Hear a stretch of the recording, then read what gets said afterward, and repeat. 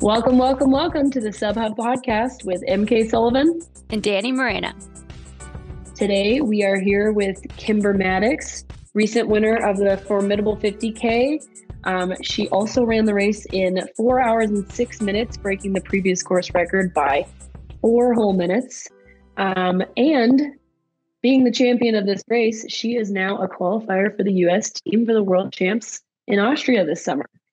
Kimber, welcome. Thanks. Thank you for having me. Yeah, I'm excited to chat about races and Team USA. And I love the sub ultra distance. So thanks for making it a spotlight. Yeah, of course. Yeah. We're stoked on it. How are you feeling? Just like first off, like how are the legs feeling today and stuff? Feeling pretty good. Definitely had very sore quads for a couple of days. Those downhills they're pounders. And I think I wasn't totally prepared for the downhill part, but so yes, was sore for a few days. Going downstairs and sitting down was quite challenging for a couple of days, but feeling pretty good now. Anything that required you to go down was sore. Yeah, pretty much. Like sitting on the toilet was probably the worst. EmKay, I don't know what your worst was. Yeah, you gotta like hold yourself while you sit down on your way to the toilet. But I did see that you went downhill skiing and cross country skiing afterwards. So you were still doing more than I was. Well, I think those are those cases where social media makes it look more incredible than it is. It was very slow moving and pretty pathetic. But we were near Tahoe and we just couldn't pass up playing in the snow for a little bit. So absolutely. That's awesome. I did a similar thing in 2019. We came back and went through Tahoe, and snowboarding, I was just pathetic to say the least. I just kept falling on my face and I was like, this was a good idea, right? Like, but yeah, I'm glad you enjoyed yourself after the race, after an incredible race. Well, we definitely want to get into the details of the race recap, but just for, folks that are maybe they've heard your name here or there, but like they don't know your background. We just want to like dig into that a little bit more and figure out how you got to the sport. So could you give us like a brief Kimber, maybe not baby Kimber, but like maybe teenage Kimber through your athletic years and like how you found yourself in trail running for now almost over 7 or 8 years at this point? Yeah, great question. Yeah, I have sort of a non-traditional route to running, which I think is sort of true of a lot of trail runners maybe. But yeah, I wasn't much of a runner until kind of in college.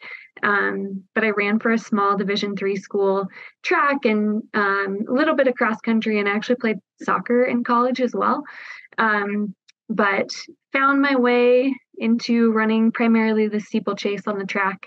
And then eventually after college, it's kind of like one of those, someone just suggested, hey, I think you'd be good at this trail running thing. So I just hopped in kind of a shorter trail race and just got looped into things like half marathon and the mountain races and had a couple of years of doing that. Had a lot of success in that early part, and I actually dabbled in obstacle course racing as well. So yeah, that was probably my biggest win. I won the Warrior Dash World Championship one time, got one of those like $30,000 giant checks. So that was kind of trail running career number one.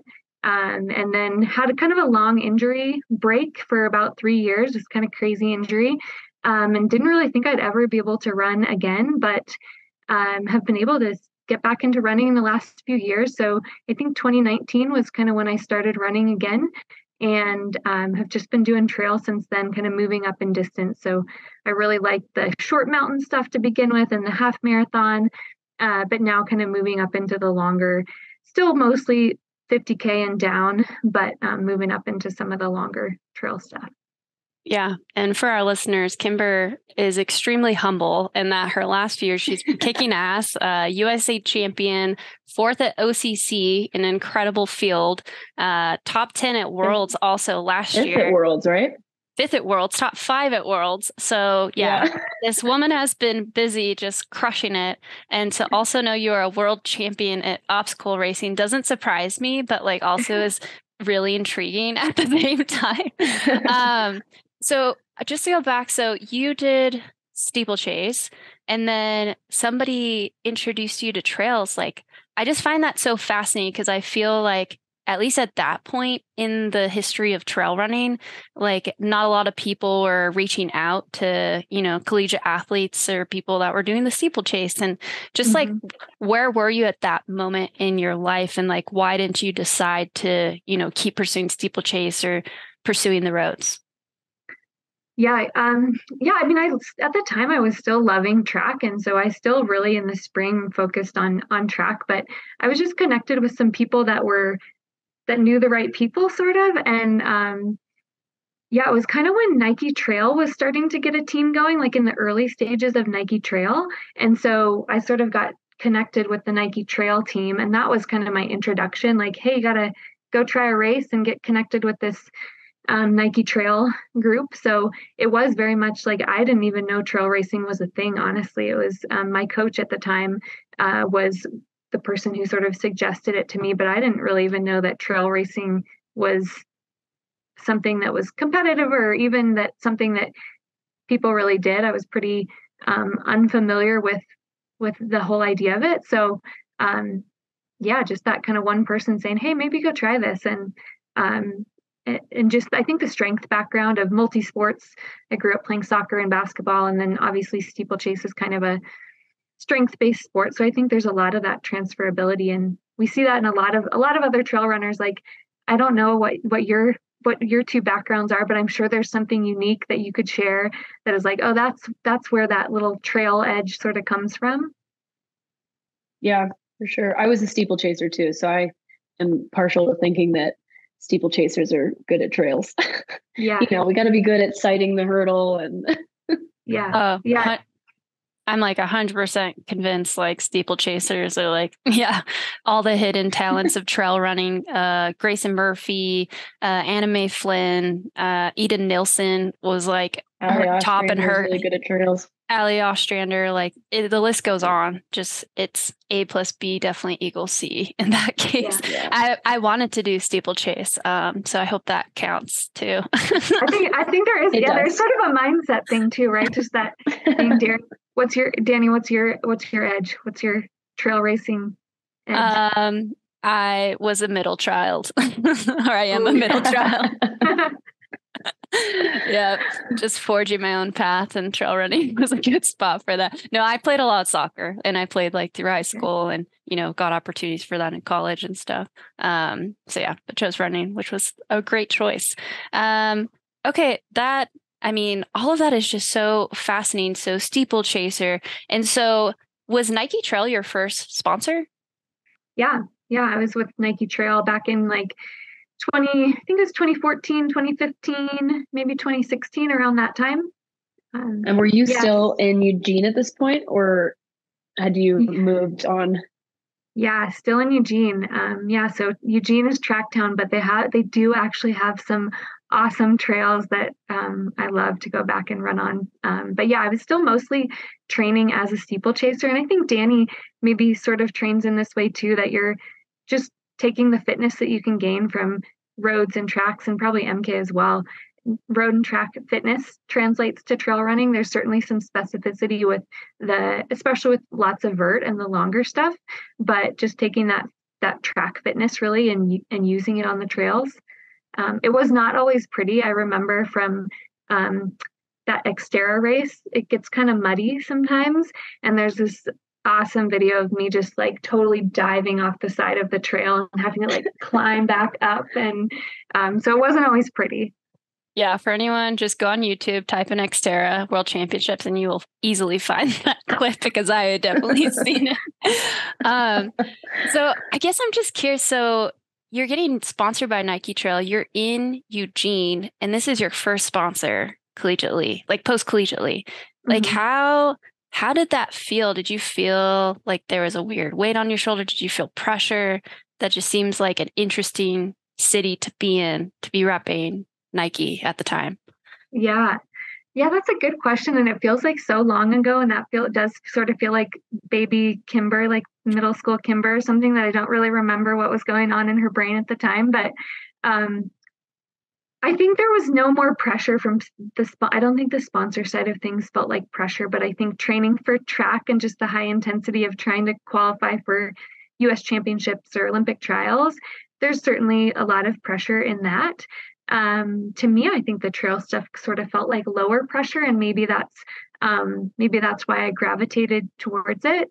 But it was certainly fun to have that recognition of something, just being good at this thing and them recognizing that. So I think it was a fun introduction into the trail world. Yeah.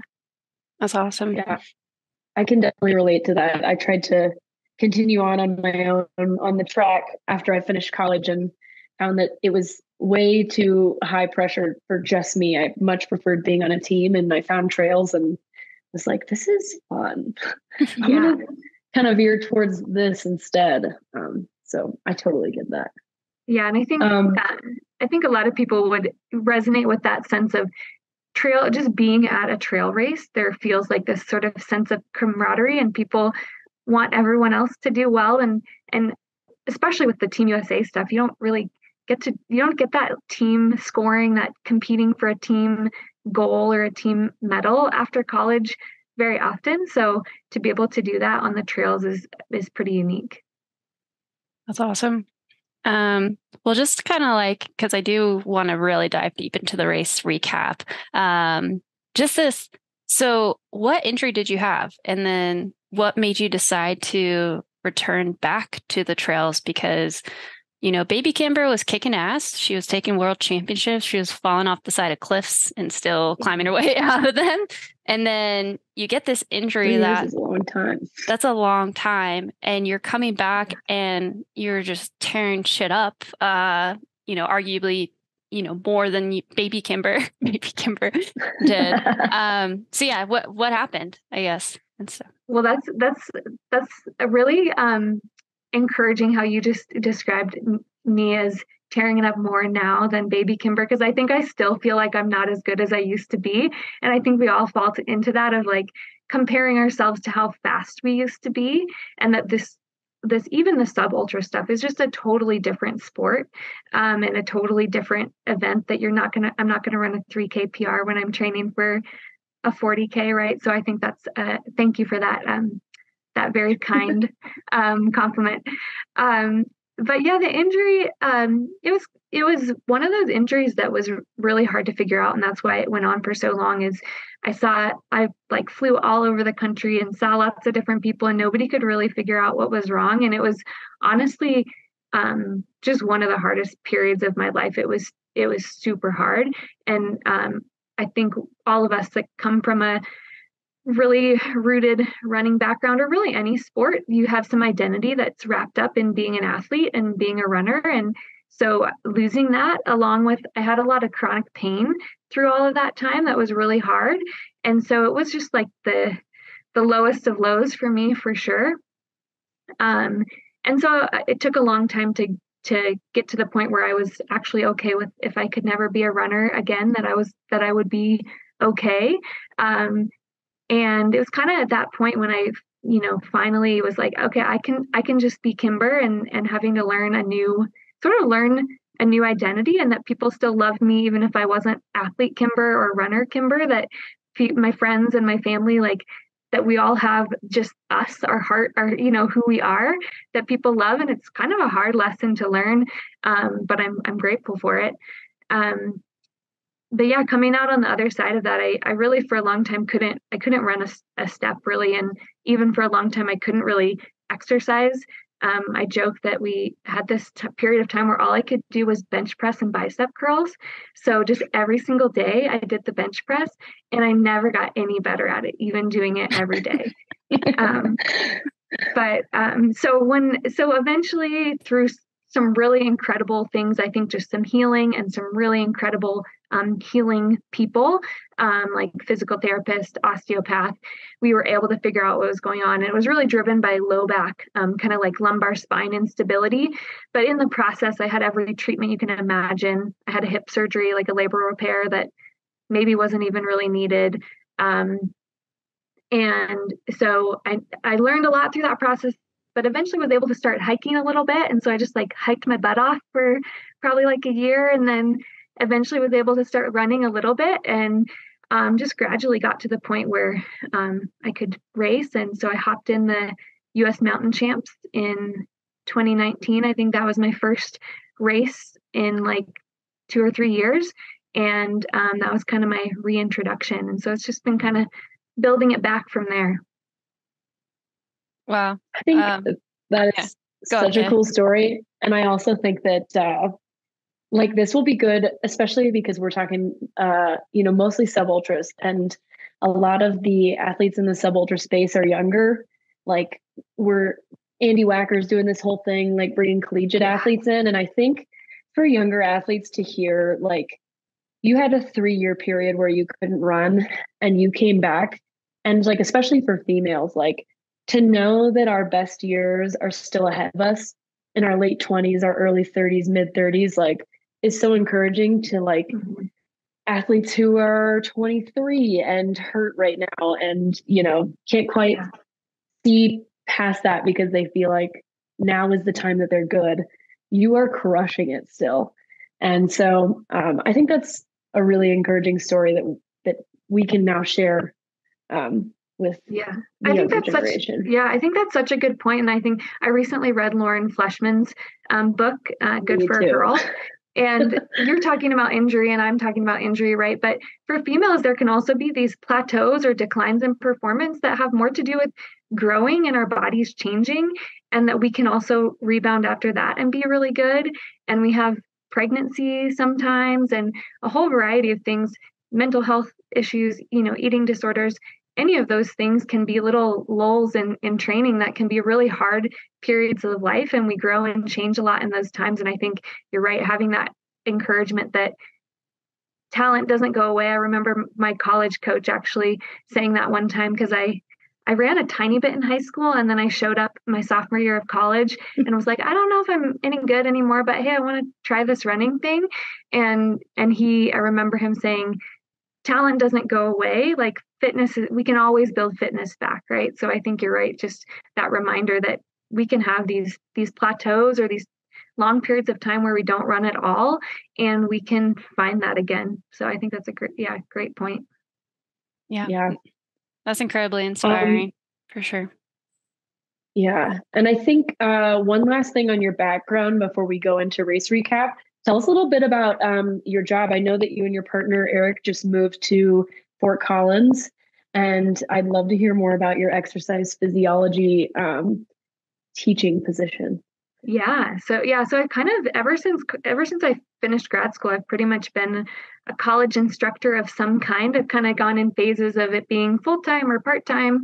But I currently teach at Colorado State University in the Health and Exercise Science department. And I teach a variety of classes, exercise physiology, physical activity throughout the lifespan. Previously at the place I was at before, I was teaching anatomy and physiology and nutrition.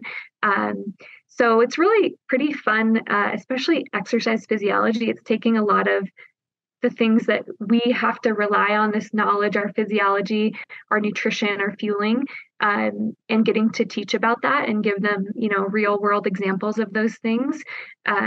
So it's a pretty fun job, but there are it makes racing limited to some degree, especially during the academic year, that I can't travel internationally maybe as much as I would like, but they're very kind in letting me, being flexible. But pretty fun just getting to teach about the things that I love and are so interesting to me.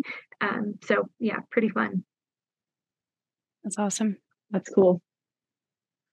All right. I feel like we could keep talking about, I want to know all the story of Kimber, and that could go on for hours. But we promised the folks a race recap, so let's start to dive into that.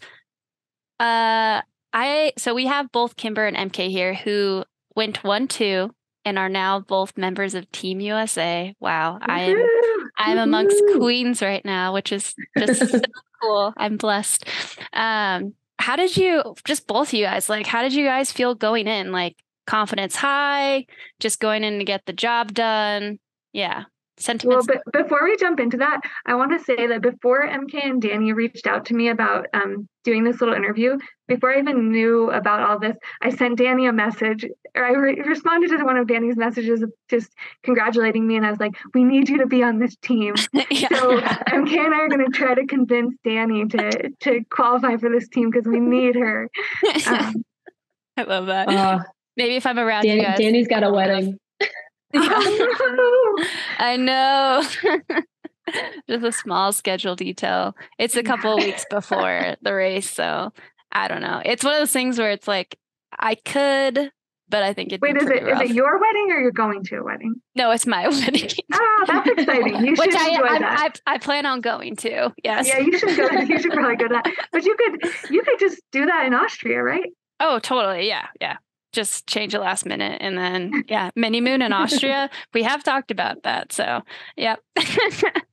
No, you should enjoy that. I got married this last summer and there's always races that could get in the way. And I almost traveled to Europe right before the wedding. And I was so thankful that I didn't. Like, that's a life thing. You want to soak it up. And it's just such a fun thing. So don't let us be bad influences on it.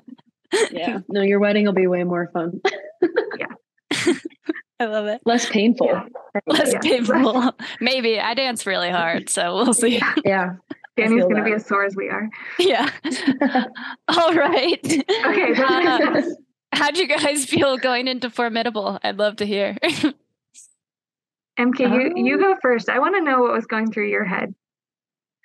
Okay. I was feeling really good. A little maybe underprepared, mostly just because I had been training for the Houston Half Marathon and then ran that race and then had a month before FOURmidable. So it was a bit of a quick turnaround, but I still felt like I had the background enough that I could get it done. But I was telling Dani earlier that prior to the race, I accidentally drank way too much caffeine, like way too much. I had a cold brew and I finished the whole thing. And Tommy was like, "Did you look to see how much caffeine was in there?" And I Googled it and there were 330 milligrams of caffeine in it.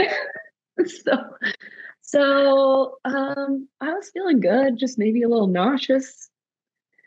That explains why you were going out so fast. And I was like, man, why are we running so fast? This is what I wanted to hear. I was like, what was Kimber's perspective on this? How did you feel, Kimber? Were you over caffeinated as well? I was not over caffeinated. I was probably just about right on caffeine levels. But yeah, coming into it, I'd had some sort of, in the weeks leading up, I'd kind of had some sort of niggles, that injury that I was out for those several years. Sometimes I'll get little flare-ups of things that are tight or weird symptoms. So I didn't really, so it was kind of like where you have to cut back training a little bit and it's just not quite ideal training. So I guess I was going into it with kind of the mindset of get the job done, sort of like I was there just to try and make the team, whether that was first or second or, whatever it might be. And also knowing that I might not make the team on that day.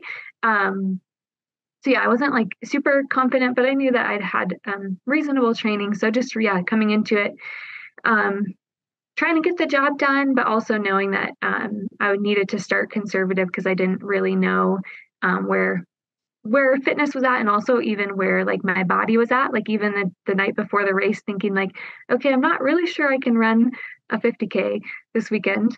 And I think also for me, training in Colorado has been new. So just moving here within the last 6 months or so, winter training is different, and getting in trails and vert and steep vert has been pretty hard. And so just not knowing really what my preparation level would be like. That's awesome. Yeah. So sorry, go ahead. Oh, and I was going to say, but then when EmKay and Claire and there's some other ladies up there, it's kind of like, I'm going to sit back as much as I can, but still stay close enough. But it was fun to have them out there kind of making it an honest race. I love that. Yeah, that was similar when I ran in 2019. It felt honest from the get-go. I was like, all right, no one's sitting back. Like, we're all going for this. And that's when you know it's going to be a good day. You're just like, I'm going to get the most out of myself. which is awesome. So the race develops. Who was in that front pack? I guess the first 10 miles or so. It was me, Kimber, and Claire Rhodes, and then I think Allison Baca was with us for a little bit as well. But after we got back to the start finish line at mile 5, it was just the three of us. And that was a little wild because the 35K started 15 minutes after us, but they didn't do the first loop. So we spent the whole first descent down to no hands, just like passing hordes of people. It was just a constant of like, on your left, there's three of us, on your left, three people, on your left.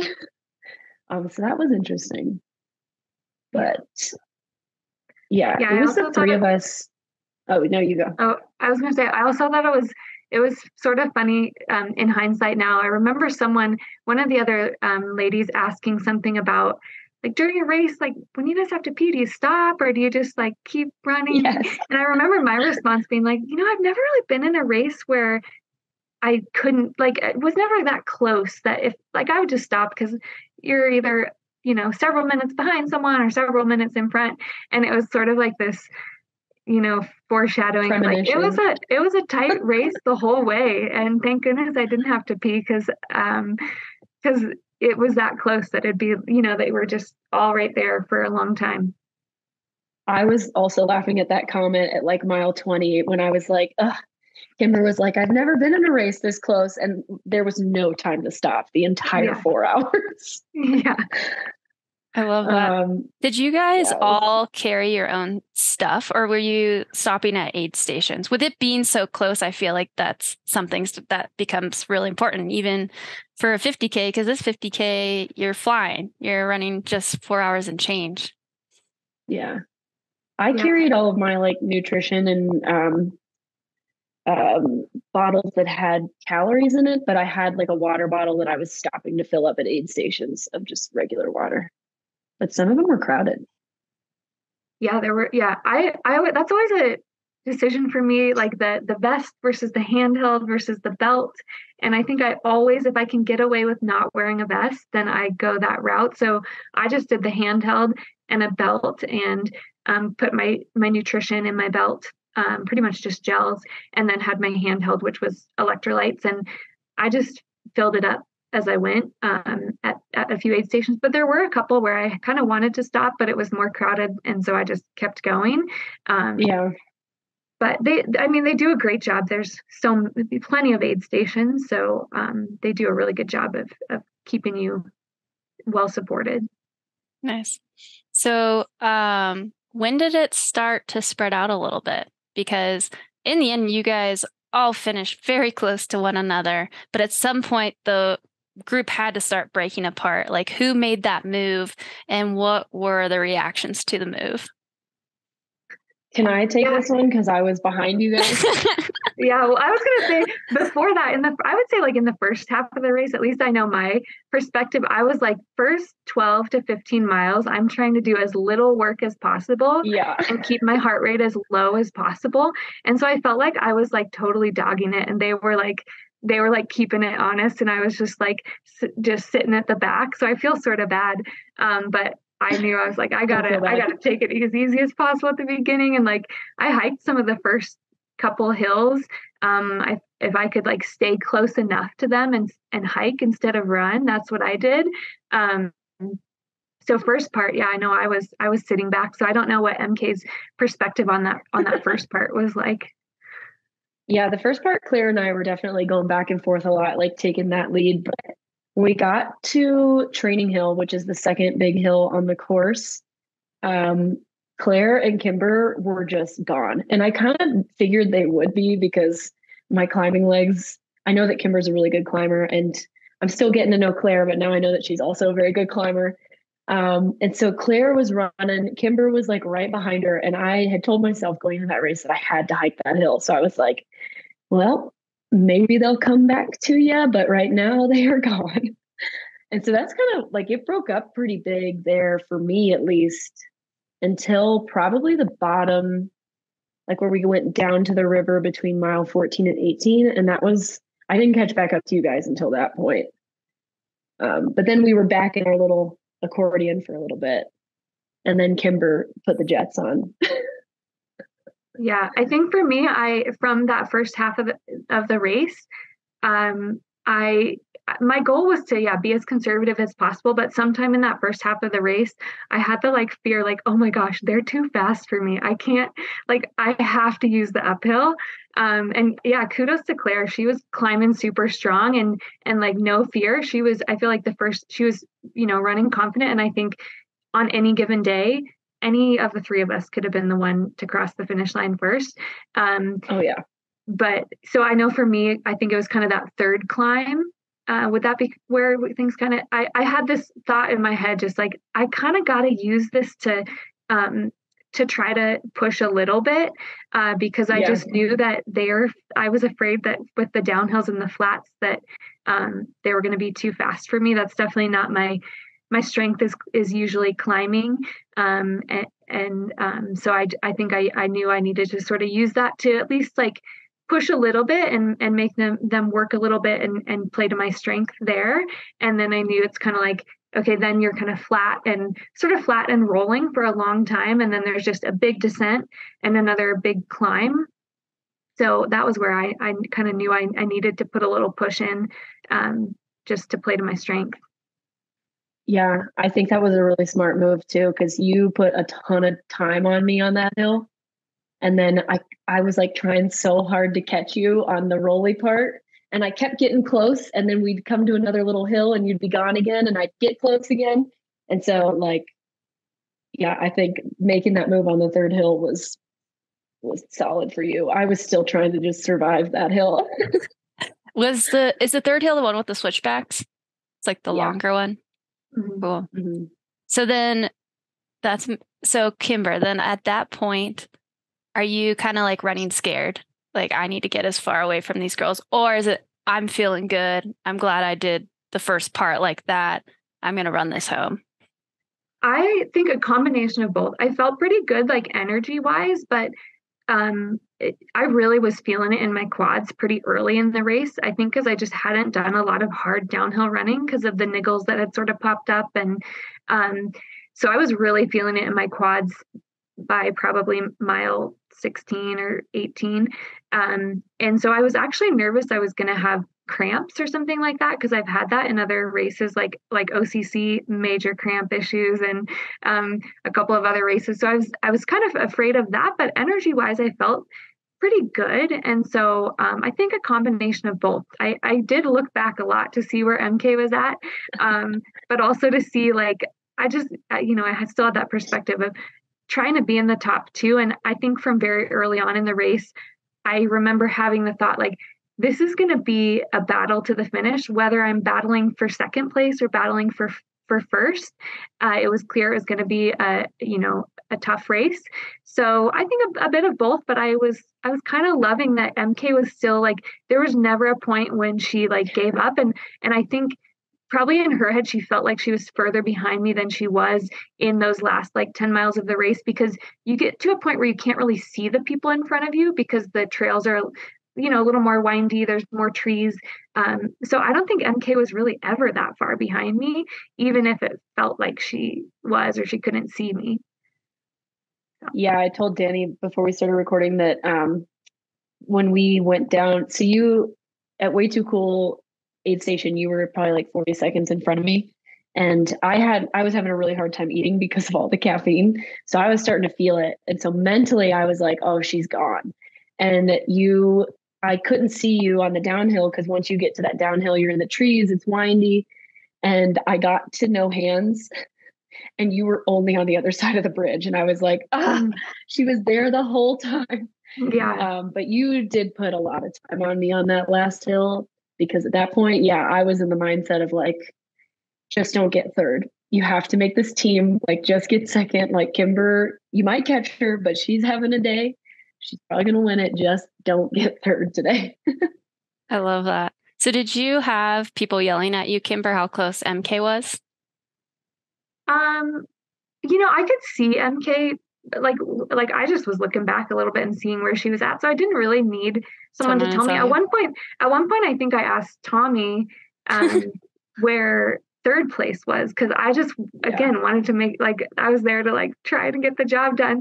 But otherwise I really could tell where EmKay was most of the time until that last, like after we got back over No Hands Bridge. It's from there I wasn't really sure, but it was kind of like, you just got to keep pushing forward. I was also fortunate to have some like men in front of me that I think it's helpful sometimes to just be thinking about, I could be thinking about trying to run from the person behind me, but at some points it was more helpful for me to think about trying to catch the people in front of me and like the men in front of me. And so I think that was some of my perspective too, was like, try to keep moving forward, try to keep making up ground on the men that were in front of me. That's awesome. And for the listeners out there, Tommy is EmKay's husband. So just again, reinforcing how awesome this community is. Second place's husband is telling first place how far his wife is from her, which is probably wouldn't happen in a road race. So that's amazing. So both of you guys finish under the previous course record. Did you guys know how fast you were running at all during the race? I thought for sure I was going to run way slower than the course record just because of how I was feeling, because we'd been like what felt like sprint finishing from mile 12 on. And so when I crossed the finish line at like 10 seconds under, I was like, oh my gosh, we were rolling out there. Yeah. And I feel like there was points in, like you're kind of always checking your watch a little bit throughout the race just to see like, where are we at in terms of mileage? How much time do we have left? And going into the race, I never had the perspective of even really thinking about or trying to go for the course record, but I did know generally what it was. And I remember thinking like, we might be like way under the course record based on the pace that we'd been running, but the course was a little bit longer than, I don't know if it would be previous years or just longer than what I had in my head, like thinking, oh, it's 30.5 miles. And it was more like 31 point something. And so I think actually early, like maybe halfway through the race, I started to realize like we're moving at a pretty good pace and we might be under the course record. But I think the last part of it took longer than I was expecting. So we were almost like closer. Like I thought we might be under 4 hours based on where we were at and thinking it was a 30.5 mile course. Yeah, they changed the course a little bit, Dani, like the day or the week before. And so the first loop was a little bit longer than previous years. So yeah, it was like 31 and, 0.3 or something instead of the 30.5 that it had been previously.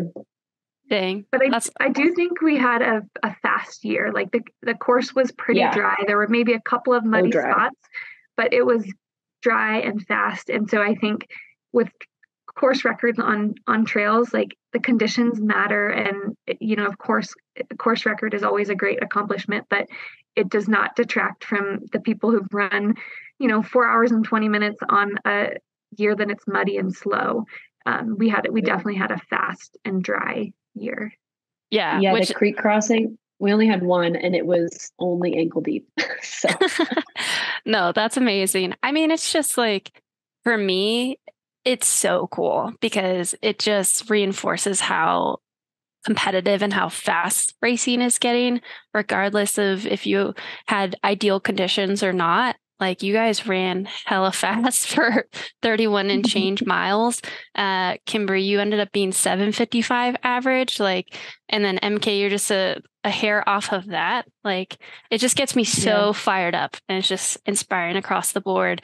And I think I told EmKay before the race, I was like, yeah, I think it could be a sub-4 course, like if everything was going well. And so that just like makes me feel a lot better that you guys ran a mile extra, because it probably means that I was right. So I think even the course, I actually think the course that it is, even that little bit longer course, I think it could be a sub 4 hour course on like if you were really going for it. I think that it could be.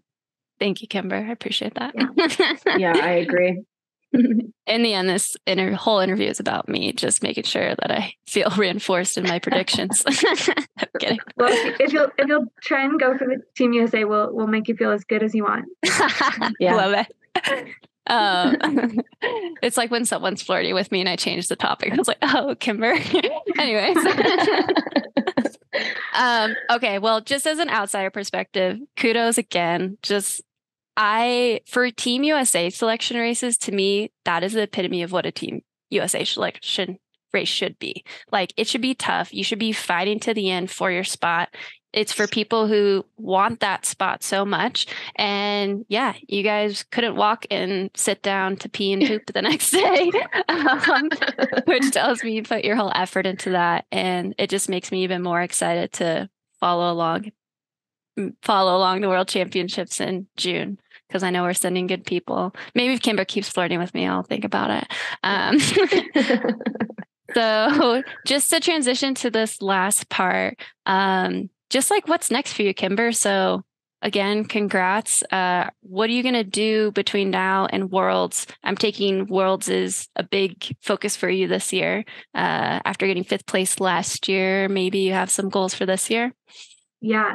And just so that we don't get it wrong, I was 7th at Worlds. Oh, 7th. I don't want to take more spots, but I appreciate that. It's still so badass. But yes, definitely a focus is Worlds. And one thing we were kind of, I think sort of exchanging messages about is kind of what, like, thinking about Worlds and thinking about the last Worlds, like why that race and what do you take away from it? And I think thinking back about this past year's race in Thailand, it was really fun to have all of the teams together. And maybe you guys will kind of talk about that if you dig into Team USA selection a little bit. But having the short mountain race teams and the long distance teams and the men and the women all together, and having whatever, like 50 or 40 athletes from Team USA all there together was really unique. And even just some really inspiring things to get to watch, like especially the men's 80K team, man, they just like fought for every spot. And this is something that I thought that these races were like cross country scoring style, where it's based on your position and just adding up those points, but it's actually based on the accumulation of time, which means that every second and every minute matters for anyone who's in your scoring positions. And that can make the difference, right? Like if you run 30 seconds faster, 30 seconds slower, even if it doesn't take you up a place or back a place. And so I think I really like that team aspect of things. So looking ahead to Worlds this year, I really want us to put together a good team and like shoot for, like, I want to win a gold medal with the team, like it was so cool to see that for the men, and that, them to be up there celebrating together, that win together. So I'm excited about that. So for sure, World is a big focus, and just really wanting us to be able to represent well when we go there. And then beyond that, I'm still kind of figuring out, there's so many different cool races in this time of year, like in April and May. Tentatively, I'm thinking of doing Ultra Trail Australia in the middle of May. And then beyond that, there's I have like a million ideas, but still figuring out exactly what else I want to fill in there. I like the idea of doing an FKT, whether it's in the spring or the fall, trying to do something like that. I did that Grand Canyon last year, and it was just a unique thing that felt like racing, but in this really organic, low-key way. So I would love to find another FKT to sort of go after. But yeah, we'll see. I love that. And yeah, awesome. Big plus one on the team aspect. It's really contagious. And when you are there from day one to the last race, it's incredible. And we did forget that little resume. Kimber is the fastest woman ever to cross the Grand Canyon. I feel like that should be noted in her rim to rim. It's just like such a crazy thing to think of, right? Like, you're the fastest female to ever get from one side to the other. It's incredible. Awesome. So I guess the last thing is, so if you do that Ultra Trail in South Africa, right? That one? Australia. That would qualify you for OCC? OCC, yeah. Cool. Yeah.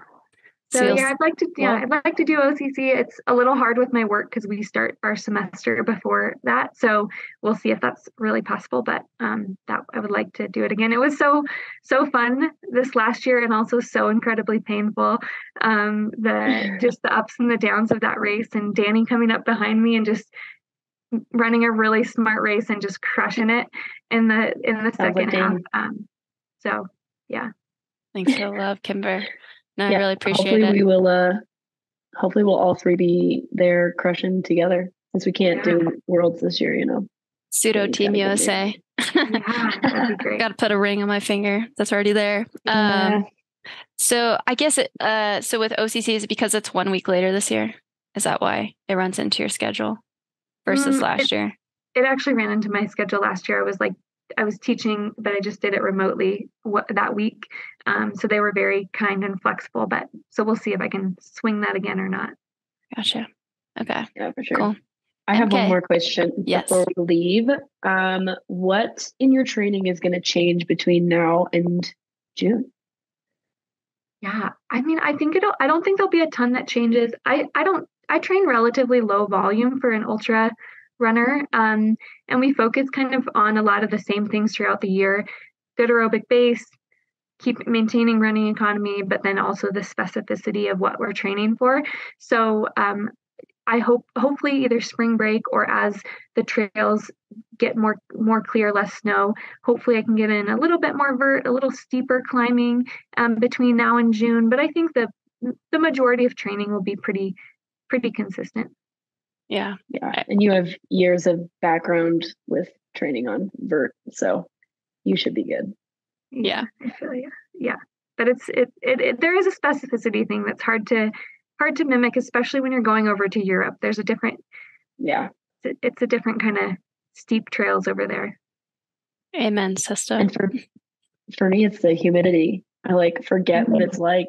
Oh yeah. Until we go over there. Yeah. 100%. I personally, I kind of like the heat. So that's always that I don't usually mind that too much, but of course it affects our performance no matter what, even if we like being warm. Right? Yeah.